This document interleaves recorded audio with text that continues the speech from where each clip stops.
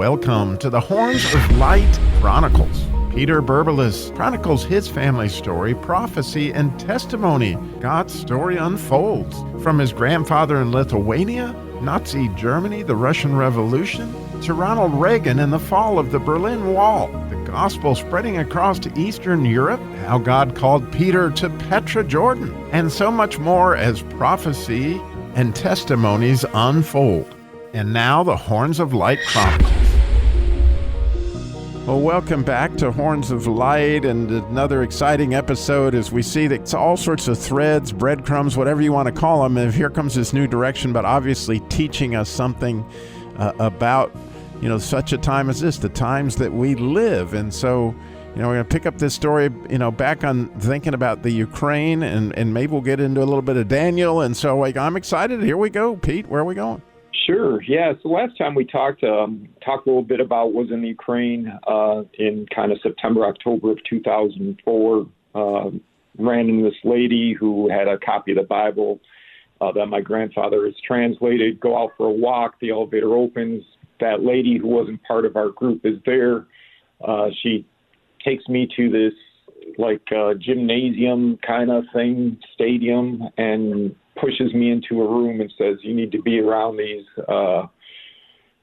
gifted, anointed people," and throws me in the room, and the door closes and all the heads turn, and there's this boardroom kind of table with these pastors from all over the world.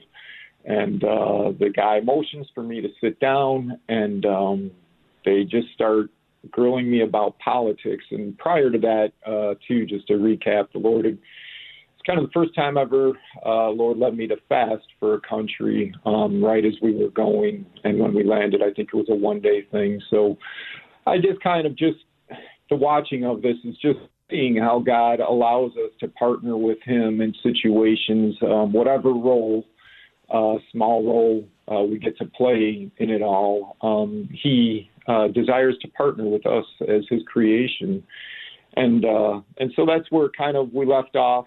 And then kind of Ukraine at that time was heading into their election. After talking politics with these guys, they questioned me about the election that was coming up at that point in time, which was the Bush-Kerry election. And the one pastor, Elijah Sunday, had kind of said, "Well, I'm assuming that all Christians are going to vote for George Bush." And I said, "Well, no, that's not the case. The church is actually very divided in America as along racial lines, and kind of got into that whole, for the African-American community, it's much more about the needs of the poor, whereas in the American, or not the kind of white churches, it's much more about abortion and those types of issues. And so there's the church divided, and it's always been kind of a sad thing to me to see the split of Sunday. Billy Graham has kind of mentioned it, that typically, the church is one of the most segregated places in America, and that, I believe, is something that grieves the Lord's heart. But anyway, so that was, I didn't have to write back. I'm in the stadium, don't know where I am, need to get back to the hotel, get to drive with this guy. And he just starts telling me about, his story and being called a monkey at airports, but because he can understand the language and speak the language, he understands what everybody's saying to him. The politicians in the area don't like him because his church was kind of met in a stadium, not a large stadium, but a kind of a smaller arena kind of thing. And he was able to attract very large crowds, larger than they could at their political events. So he'd get pulled over constantly, and, asked him what he did. And he just said, "I laugh." And that was kind of just interesting. So it was kind of like getting a ride with a Martin Luther King of that country. And he's a black man from Nigeria, pastoring the largest church in that country. And so it was just a very strange dynamics going on there. So he drops me off at the hotel. At the same time, we got to meet with, might have been the mayor, if I remember correctly, of Ukraine. And he talked about the poisoning of the president that had happened previously. Viktor Yushchenko, that election was coming up right after we left. And prior, I think in 2002, what was likely to believe to be Putin in Russia, I think it was Putin at the time in Russia, had poisoned him and tried to take him out. And then kind of, in this is what role does the church have to play in politics? And the election broke out in Ukraine in 2004.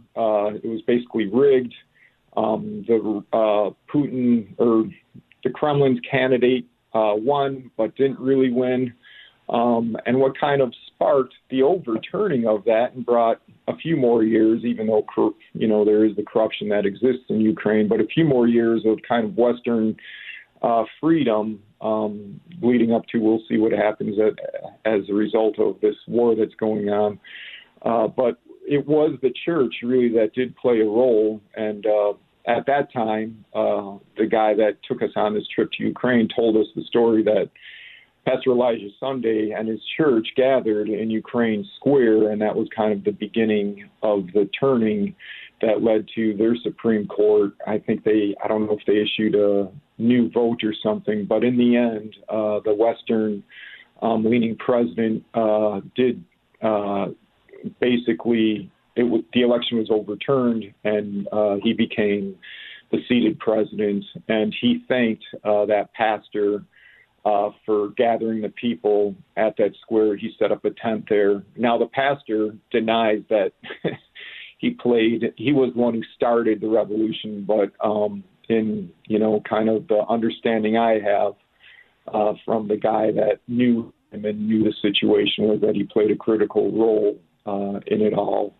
And the president of Ukraine did thank him for the role that he did play.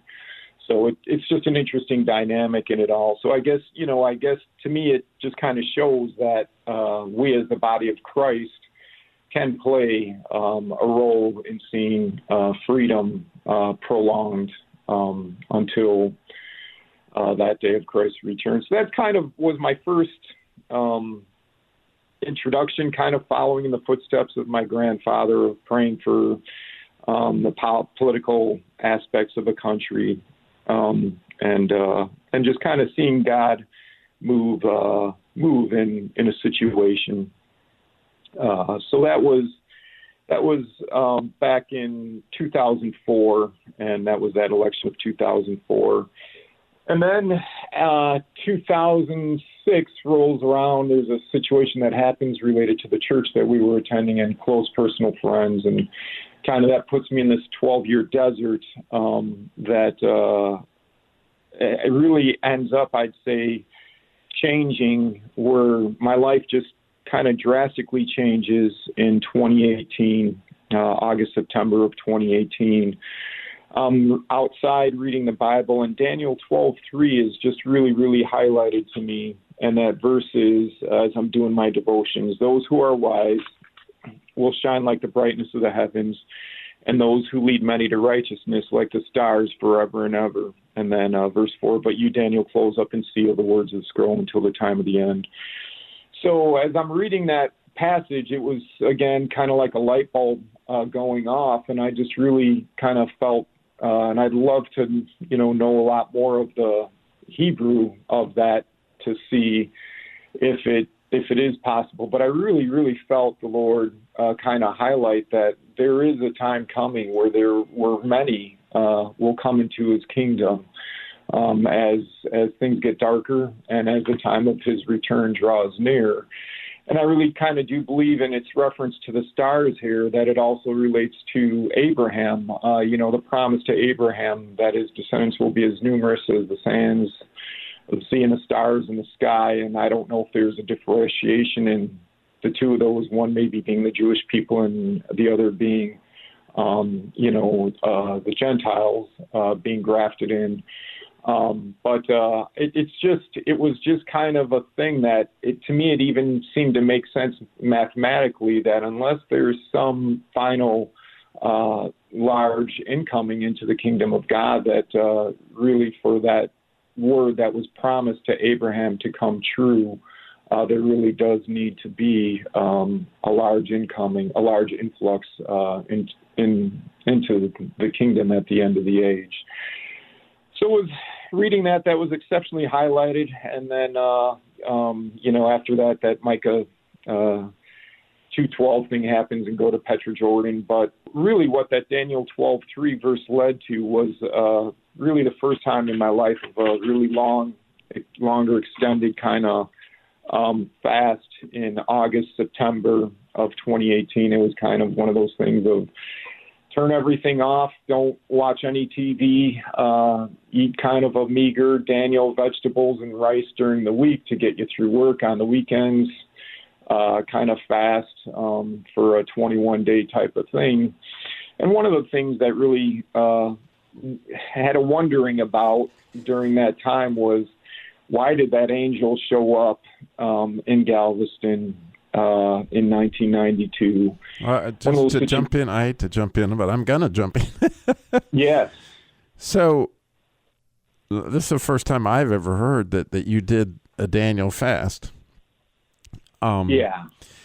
And I'm trying to think back in my mind to when did you contact me? Like, was it, do you remember, was it August or September of last year? Maybe later than... Boy, I'd have to look that is interesting, the timing of that. I'd have to look that up. And the reason I say that is my wife and I, you see, last year, this is just a thread, so we're going to chase it a bit. Sure.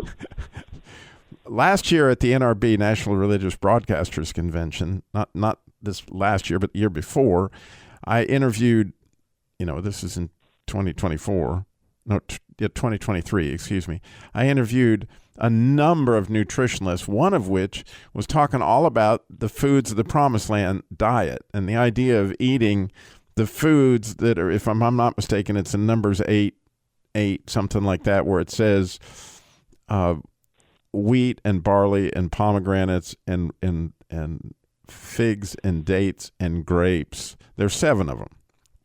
And oil and olive oil. And so she, highly recommended eating these things. At the same time, Tammy and I decided to just do a fast with those for 30 days where they primarily we would eat no meat. We would eat no vegetable, nothing dairy, just simply vegetable products for what we thought was going to be 30 days. With highlighting those very items, in other words, I eat a ton of pomegranates, a ton of dates, figs, wheat and barley. And I'm not talking about eating bread with wheat and barley. I'm talking about we got wheat, like raw wheat and raw barley, and which is really, really fun to cook with, by the way. It's really delicious stuff. And then we have stuff to grind it if we want to make our own bread and all that kind of thing. So we had that kind of fast. And what started out to be 30 days, we felt so good, and we were doing so good with it that we went on for another 60 days. So we did it for over 90 days, which I think we started in July. So it was about at the end of that fast, if I'm not mistaken, that you contacted me. Very interesting. And to this day, Tammy and I, we might eat meat once a week on Wednesday nights at church or something. But for the most part, we just learned that, man, this is a wonderful way to eat, and you feel so much better. And we just feel like if God says that's good food, and he does in Deuteronomy, Numbers 8:8, if I'm not mistaken, that's the passage where he talks about those very foods of the Promised Land. If God says that's good food, that's good food. Yeah. That's really. I'll have to look that passage up and get into it, and it'd be interesting to look back at that first date of the, I think we started with that radio show to see where that lines up, because if it ends up in that August. Yeah, because we did do the radio show almost immediately afterwards. Yeah, but I just find the whole thing fascinating, especially with the Daniel 9 and the idea of those stars shining. All it has to do with light. Yes. And light is so connected to faith in Hebrew. Like, interesting. The more faith you have, thy word is a lamp unto my feet and a light unto my path is the first verse in the Nun section of the 119th Psalm.